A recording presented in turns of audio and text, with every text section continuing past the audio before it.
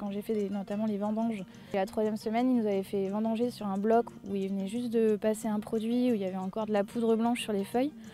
Et je me suis retrouvée à avoir des boutons partout sur la poitrine, à tousser tout le temps, et à perdre mes cheveux quand je me lavais.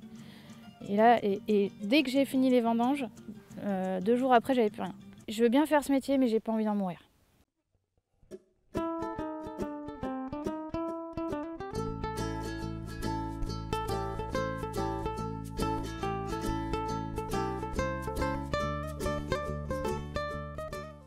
Je m'appelle Marion Lévesque, j'habite à Targon depuis février 2019.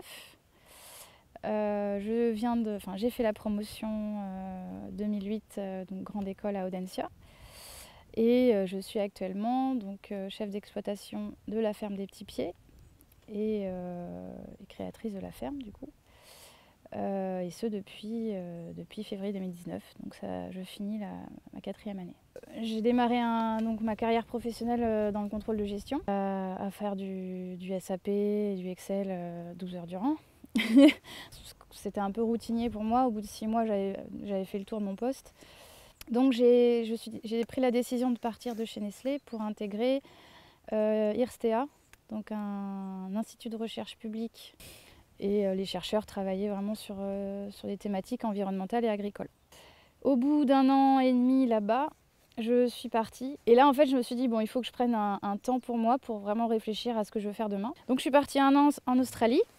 Et pendant cette année, j'ai baroudé avec mon sac à dos. J'ai bossé 3 mois dans les framboises en Tasmanie.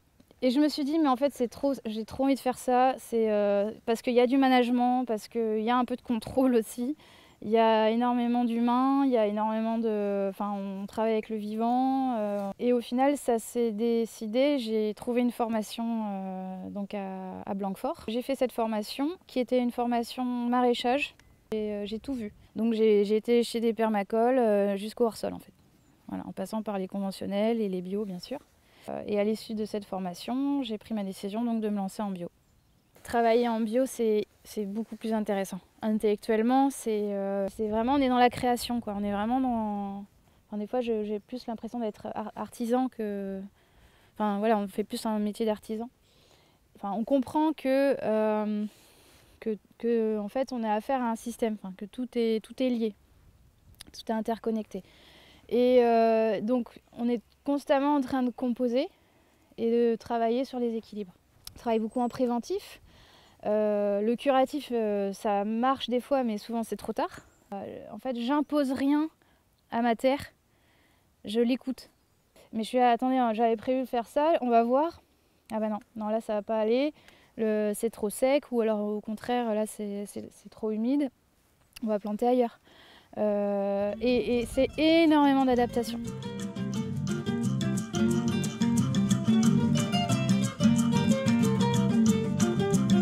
Donc après, s'en est suivi l'accompagnement avec la Chambre d'agriculture, parce que j'ai pu être jeune agricultrice, donc demander les aides JA. C'est contraignant dans la mesure où il faut quand même établir un prévisionnel sur 5 ans.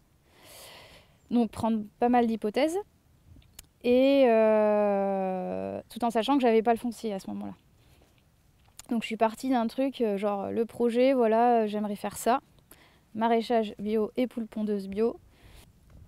Et puis ensuite, j'ai répondu, j'ai eu l'offre ici à Targon, qui cherchait donc un deuxième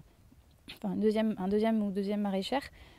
Donc là, en fait, ce qui s'est passé, c'est que comme j'avais préparé tout mon projet en amont, que j'avais fait mes demandes, parce que pour faire un prévisionnel, il faut faire des demandes de devis, il faut tout chiffrer, enfin voilà. Donc j'avais tout en tête.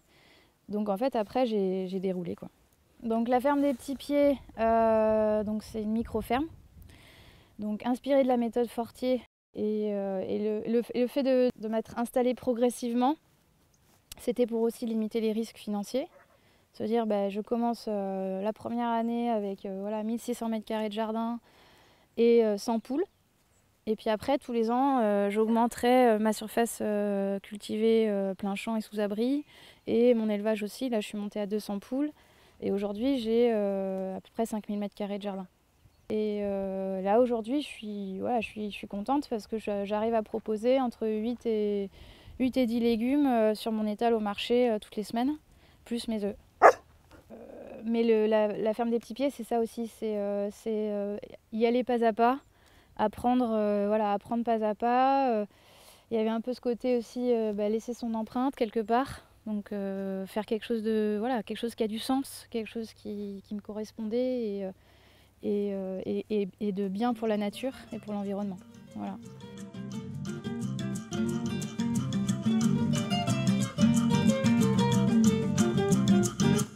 Être néo-rural, entre guillemets, c'est pas simple. Quand je suis arrivée ici, une femme toute seule venant de la ville, qui va travailler avec son motoculteur dans l'argilo-calcaire, alors qu'il y a des vignes tout autour et ils ont tous des énormes tracteurs et autres, en bio en plus, alors qu'ils sont tous conventionnels. Enfin, il n'y a pas grand monde qui aurait mis sa main à couper. Hein.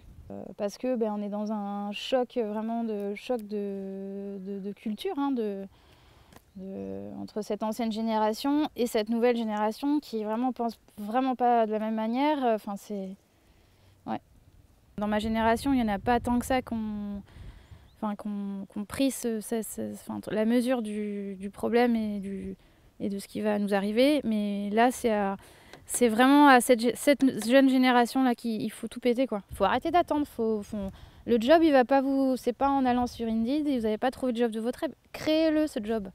Mettez-vous à 2-3, créez votre job. Puisque de toute façon, avec tout ce qu'il y a à faire avec l'environnement, pour moi, c'est illimité, là. C'est illimité.